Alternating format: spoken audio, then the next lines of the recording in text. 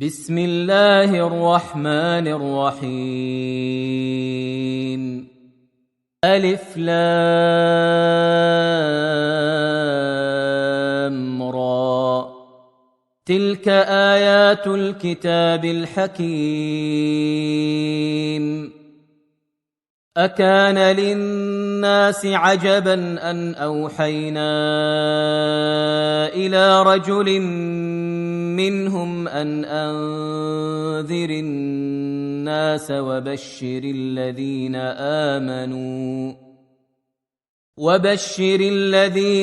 آمنوا أن لهم قدم صدق عند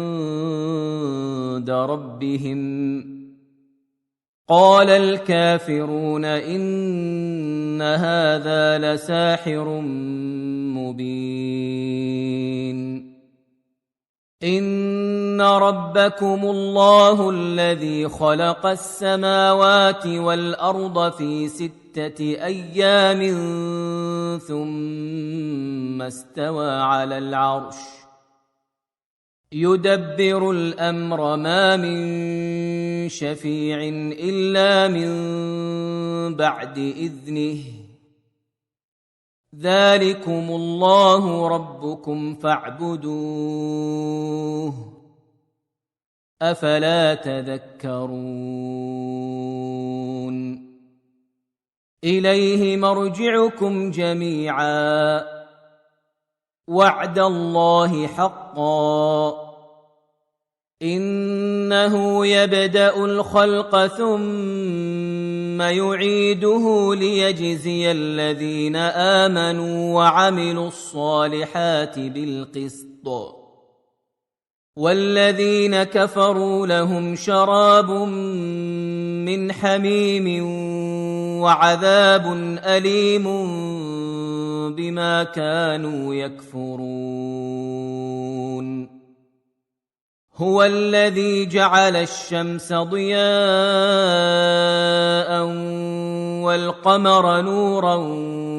وقدره منازل لتعلموا عدد السنين والحساب.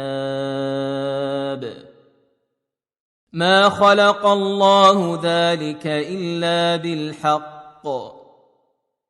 يفصل الآيات لقوم يعلمون. إن في اختلاف الليل والنهار وما خلق الله في السماوات والأرض لآيات لقوم يتقون. إن الذين لا يرجون لقاءنا ورضوا بالحياة الدنيا واطمأنوا بها والذين هم عن آياتنا غافلون أولئك مأواهم النار بما كانوا يكسبون. إن الذين آمنوا وعملوا الصالحات يهديهم ربهم بإيمانهم، تجري من تحتهم الأنهار في جنات النعيم. دعواهم فيها سبحانك اللهم وتحيتهم فيها سلام، وآخر دعواهم أن الحمد لله رب العالمين.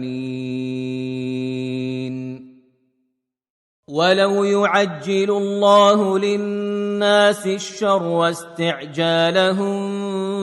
بالخير لقضي إليهم أجلهم، فنذر الذين لا يرجون لقاءنا في طغيانهم يعمهون.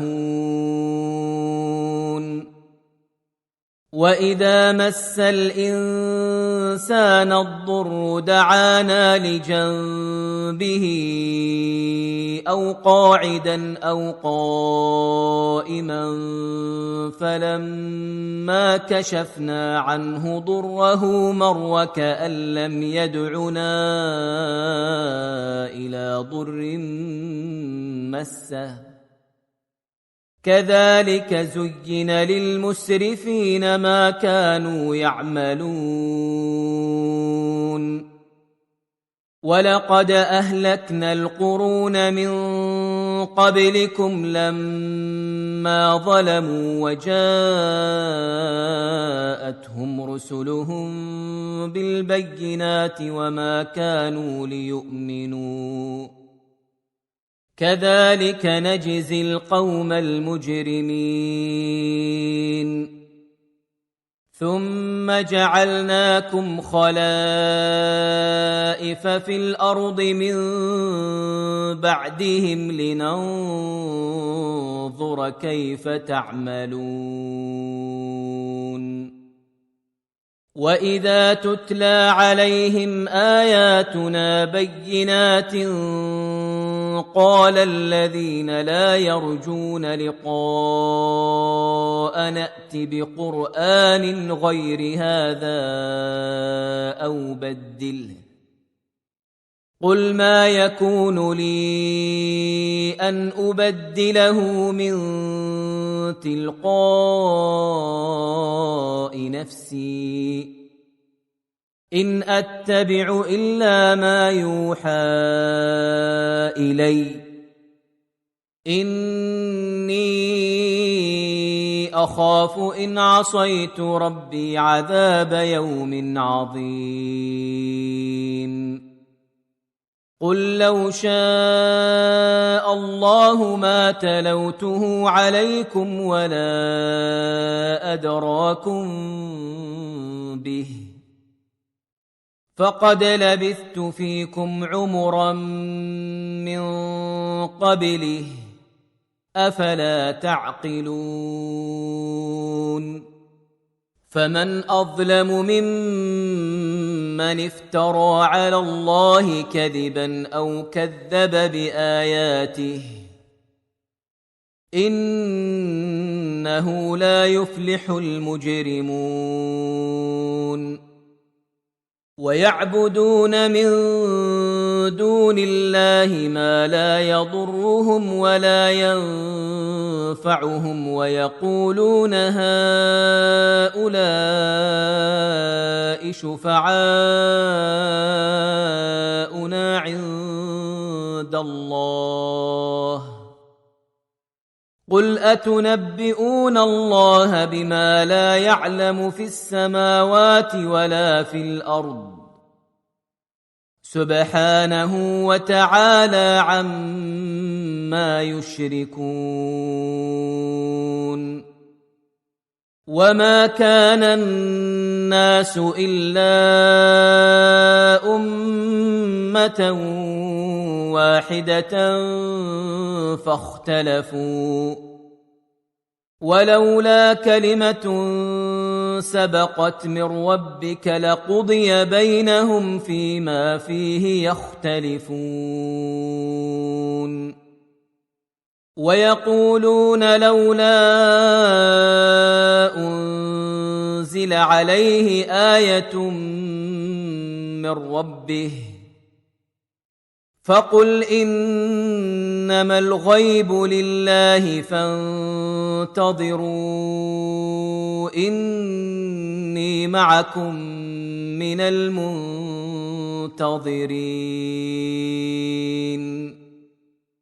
وإذا أذقنا الناس رحمة من بعد ضراء مستهم إذا لهم مكر في آياتنا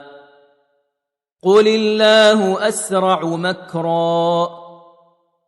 إن رسلنا يكتبون ما تمكرون هو الذي يسيركم في البر والبحر حتى إذا كنتم في الفلك وجرين بهم بريح طيبة وفرحوا بها جاءتها ريح عاصف وجاءهم الموج من كل مكان وظنوا أنهم أحيط بهم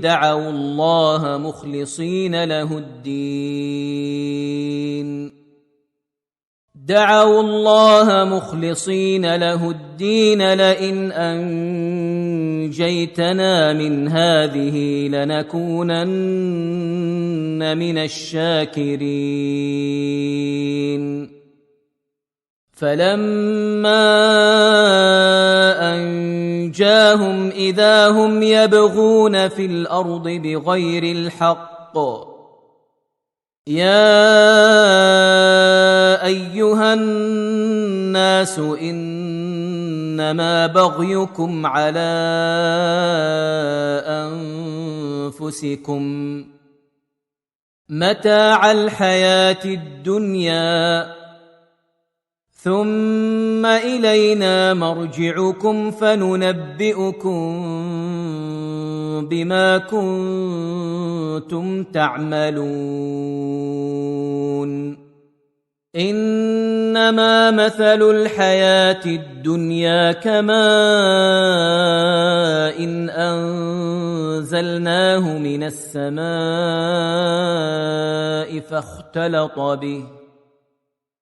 فاختلط به نبات الأرض مما يأكل الناس والأنعام حتى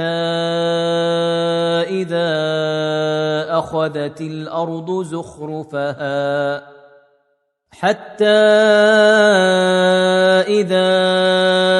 أخذت الأرض زخرفها وزينت وظن أهلها أنهم قادرون عليها أتاها أمرنا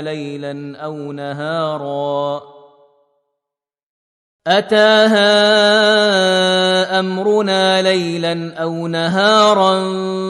فجعلناها حصيدا كأن لم تغن بالأمس كذلك نفصل الآيات لقوم يتفكرون والله يدعو إلى دار السلام ويهدي من يشاء إلى صراط مستقيم للذين أحسنوا الحسنى وزيادة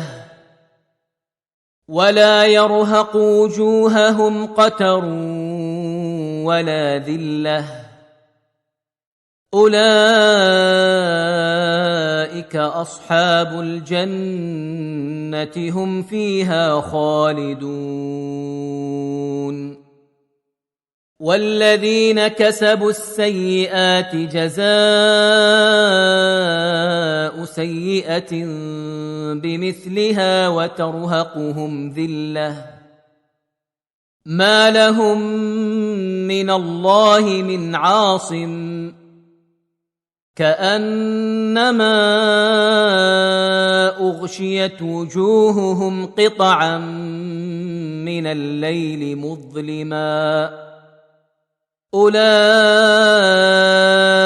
أصحاب النار هم فيها خالدون ويوم نحشرهم جميعا ثم نقول للذين أشركوا مكانكم أنتم وشركاؤكم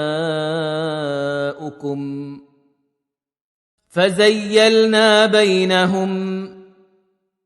وقال شركاؤهم ما كنتم إيانا تعبدون فكفى بالله شهيدا بيننا وبينكم إن كنا عن عبادتكم لغافلين هنالك تبلو كل نفس ما أسلفت وردوا إلى الله مولاهم الحق وضل عنهم ما كانوا يفترون قل من يرزقكم من السماء والأرض من يملك السمع والأبصار ومن يخرج الحي من الميت ويخرج الميت من الحي ومن يدبر الأمر فسيقولون الله فقل أفلا تتقون فذلكم الله ربكم الحق فماذا بعد الحق إلا الضلال فأنى تصرفون كذلك حقت كلمة ربك على الذين فسقوا أنهم لا يؤمنون قل هل من شركائكم من يبدأ الخلق ثم يعيده قل الله يبدأ الخلق ثم يعيده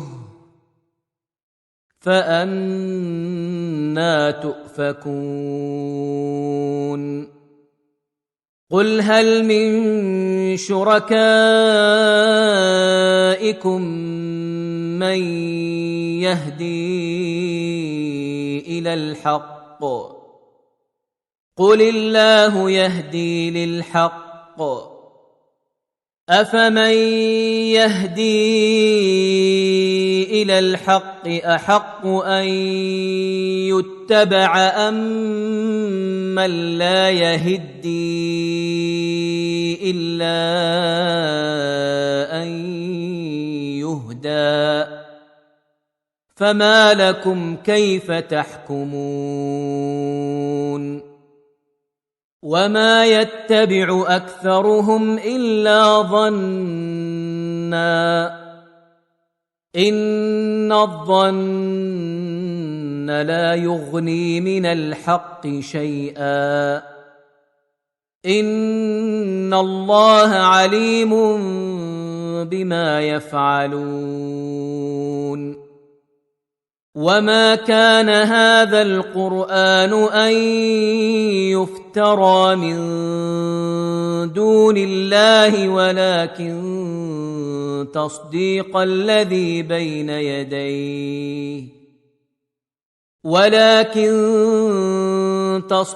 الذي بين يديه وتفصيل الكتاب لا ريب فيه من رب العالمين أم يقولون افتراه قل فأتوا بسورة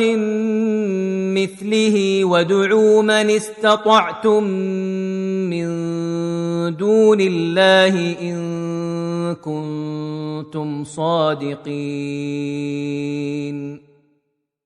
بل كذبوا بما لم يحيطوا بعلمه ولما يأتهم تأويله كذلك كذب الذين من قبلهم فانظر كيف كان عاقبة الظالمين ومنهم من يؤمن به ومنهم من لا يؤمن به وربك أعلم بالمفسدين وإن كذبوك فقل لي عملي ولكم عملكم أنتم بريئون مما أعمل وأنا بريء مما تعملون ومنهم من يستمعون إليك أفأنت تسمع الصم ولو كانوا لا يعقلون ومنهم من ينظر إليك أفأنت تهدي العمي ولو كانوا لا يبصرون إن الله لا يظلم الناس شيئا ولكن الناس أنفسهم يظلمون ويوم يحشرهم كأن لم يلبثوا إلا ساعة من النهار يتعارفون بينهم قد خسر الذين كذبوا بلقاء الله وما كانوا مهتدين وإما نرينك بعض الذي نعدهم أو نتوفينك فإلينا مرجعهم ثم الله شهيد على ما يفعلون ولكل أمة رسول فإذا جاء رسولهم قضي بينهم بالقسط وهم لا يظلمون ويقولون متى هذا الوعد إن كنتم صادقين قل لا أملك لنفسي ضرا ولا نفعا إلا ما شاء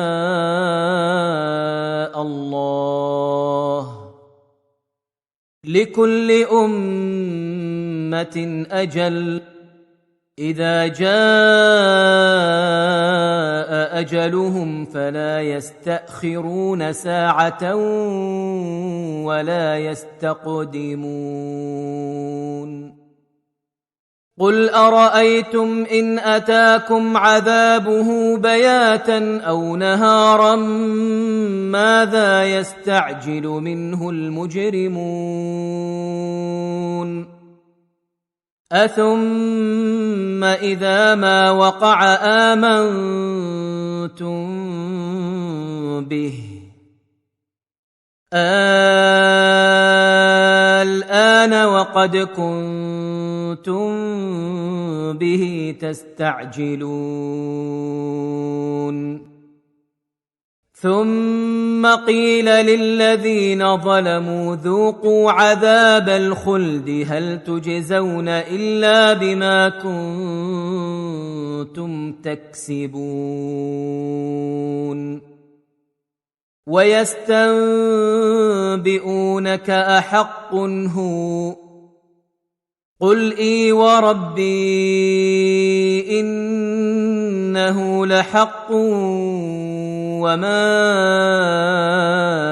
أنتم بمعجزين ولو أن لكل نفس ظلمت ما في الأرض لافتدت به وأسروا الندامة لما رأوا العذاب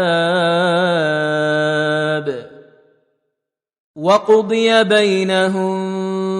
بالقسط وهم لا يظلمون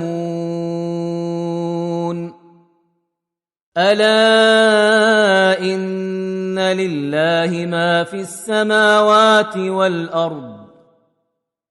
ألا إن وعد الله حق ولكن أكثرهم لا يعلمون هو يحيي ويميت وإليه ترجعون يا أيها الناس قد جاءتكم موعظة من ربكم وشفاء لما في الصدور وهدى ورحمة للمؤمنين قل بفضل الله وبرحمته فبذلك فليفرحوا هو خير مما يجمعون قل أرأيتم ما أنزل الله لكم من رزق فجعلتم منه حراما وحلالا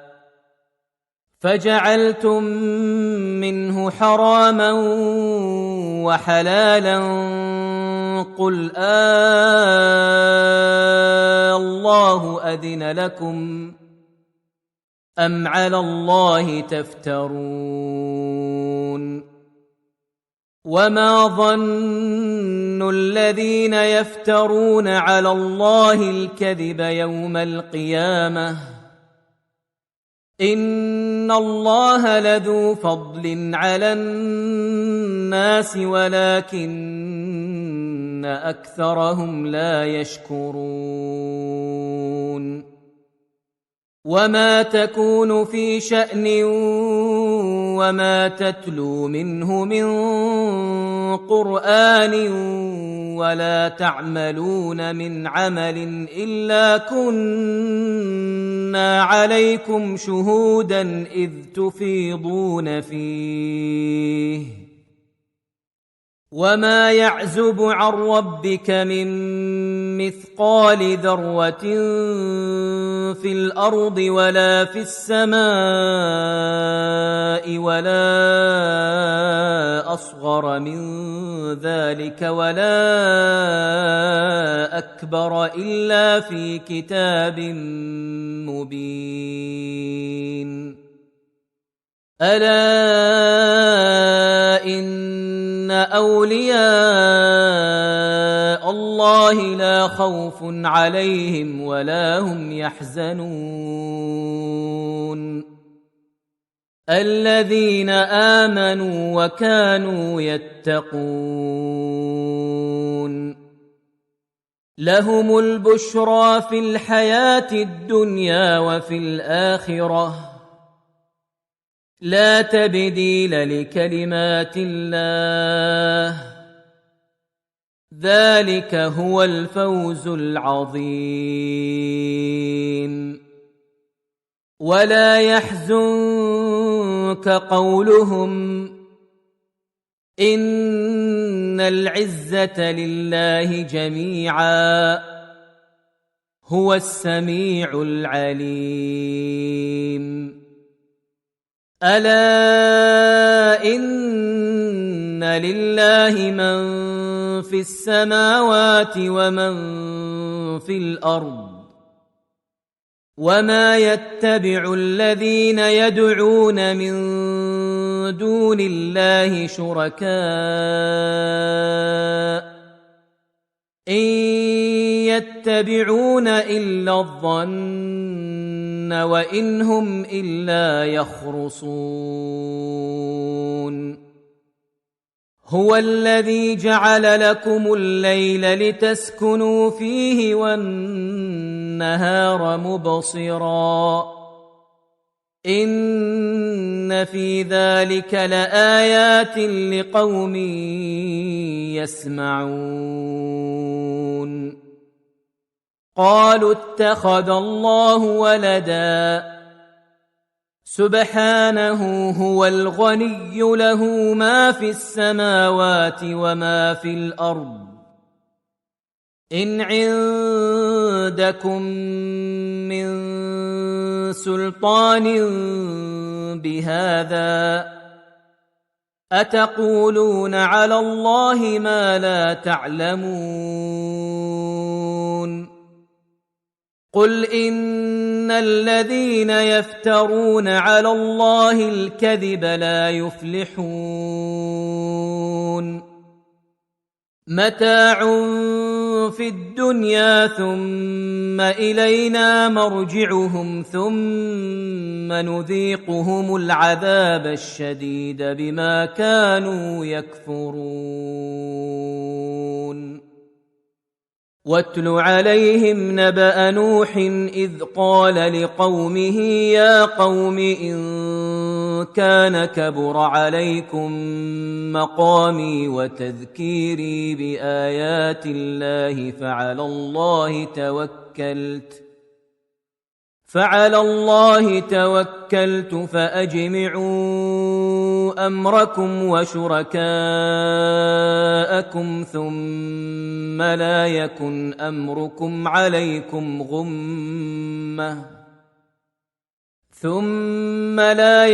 أمركم عليكم غمة ثم قضوا إلي ولا تنظرون فإن توليتم فما سألتكم من أجر إن أجري إلا على الله وأمرت أن أكون من المسلمين فكذبوه فنجيناه ومن معه في الفلك وجعلناهم خلائف وأغرقنا الذين كذبوا بآياتنا فانظر كيف كان عاقبة المنذرين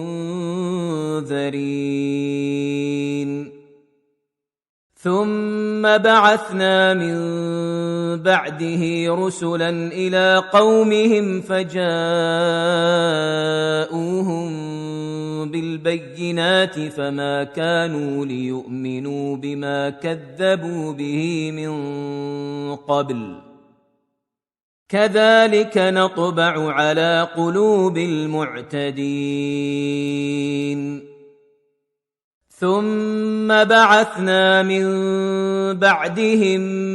موسى وهارون إلى فرعون وملئه بآياتنا فاستكبروا وكانوا قوما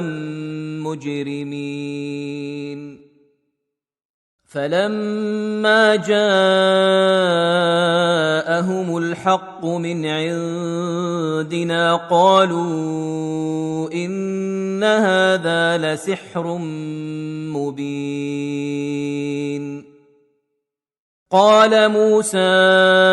أتقولون للحق لما جاءكم أسحر هذا ولا يفلح الساحرون قالوا أجئتنا لتلفتنا عما وجدنا عليه آباءنا وتكون لكما الكبرياء في الأرض وما نحن لكما بمؤمنين وقال فرعون ائتوني بكل ساحر عليم فلما جاء السحرة قال لهم موسى ألقوا ما أنتم ملقون فلما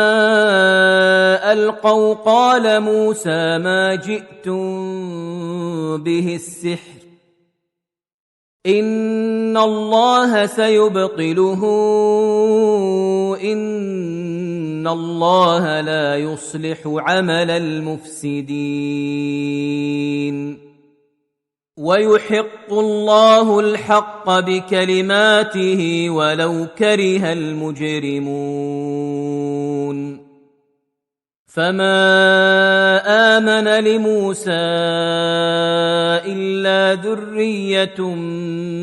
من قومه على خوف من فرعون وملئهم أن يفتنهم وإن فرعون لعال في الأرض وإنه لمن المسرفين وقال موسى يا قوم إن كنتم آمنتم بالله فعليه توكلوا إن كنتم مسلمين فقالوا على الله توكلنا ربنا لا تجعلنا فتنة للقوم الظالمين ونجنا برحمتك من القوم الكافرين وأوحينا إلى موسى وأخيه أن تبوأ لقومكما بمصر بيوتا واجعلوا بيوتكم قبلة وأقيموا الصلاة وبشر المؤمنين وقال موسى ربنا إنك آتيت فرعون وملأه زينة وأموالا في الحياة الدنيا ربنا ليضلوا عن سبيلك ربنا اطمس على أموالهم واشدد على قلوبهم فلا يؤمنوا حتى يروا العذاب الأليم قال قد أجيبت دعوتكما فاستقيما ولا تتبعان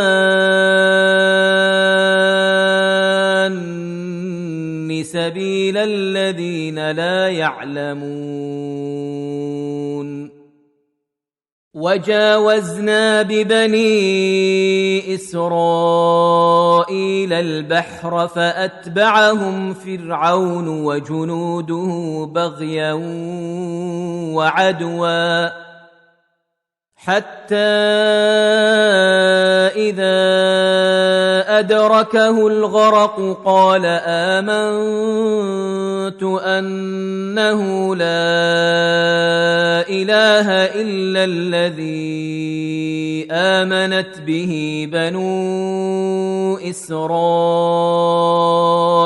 وأنا من المسلمين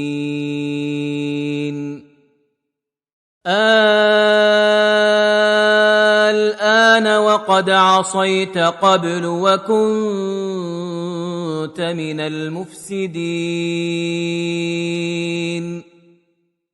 فاليوم ننجيك ببدنك لتكون لمن خلفك آية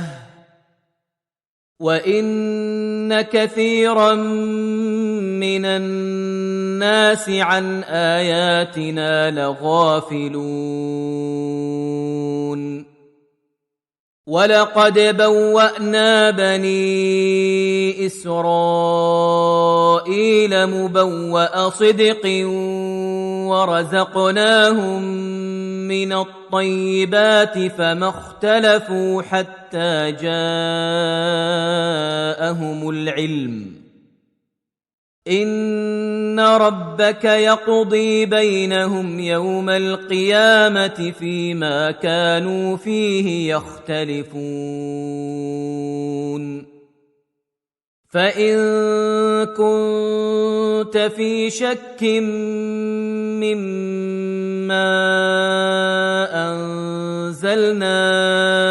إليك فاسأل الذين يقرؤون الكتاب من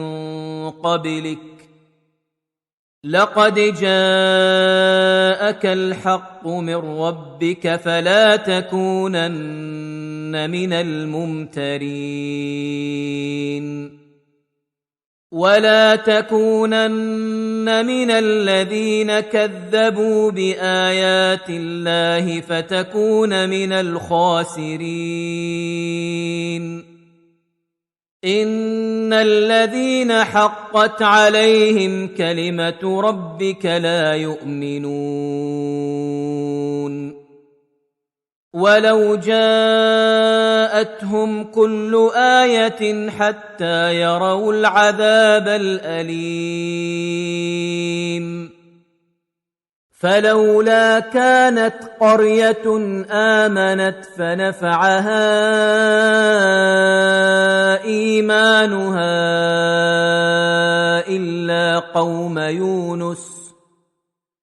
إلا قوم يونس لما آمنوا كشفنا عنهم عذاب الخزي في الحياة الدنيا ومتعناهم إلى حين ولو شاء ربك لآمن من في الأرض كلهم جميعا أفأنت تكره الناس حتى يكونوا مؤمنين وما كان لنفس أن تؤمن إلا بإذن الله ويجعل الرجس على الذين لا يعقلون قل انظروا ماذا في السماوات والأرض وما تغني الآيات والنذر عن قوم لا يؤمنون فهل ينتظرون إلا مثل أيام الذين خلوا من قبلهم قل فانتظروا إني معكم من المنتظرين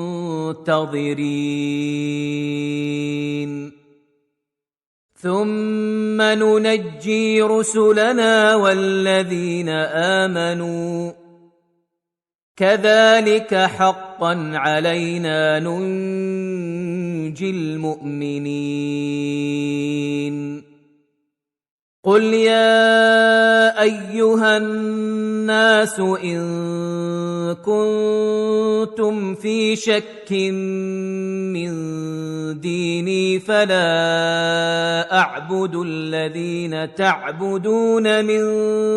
دون الله ولكن أعبد الله الذي يتوفاكم